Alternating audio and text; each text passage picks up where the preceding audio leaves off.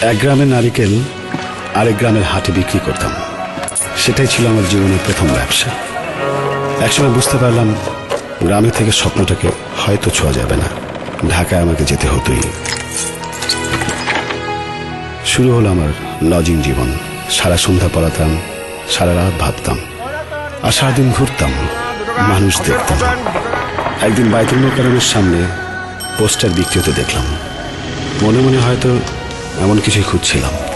চাচা, আমাকে কি আপনার কোনো কাজে লাগানো যায়? যা ফোর্টন থেকে। স্বপ্নটা নাগাল পেতে শুরু হলো আমার পথে পথে ঘোরা। অনেক ঘোরাঘুরির পর একদিন স্বপ্নটাকে নাগালের খুব কাছে মনে হলো।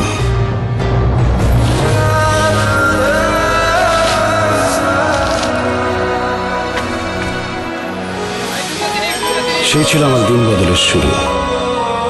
সবকিছু ভালোই কাটছিল, কিন্তু হোঁচট খেয়েছিলাম ঠিকই, তবু থেমে যাইনি। হেরে যাব বলে তো স্বপ্ন দেখিনি। এই ছিল আজাদ প্রোডাক্টসের আজাদ সাহেবের গল্প। তার মতো বাংলা লিংকও বিশ্বাস করে দিন বদলে। তাই যেখানেই আছে দিন বদলের চেষ্টা, সেখানে আছে বাংলা লিংক।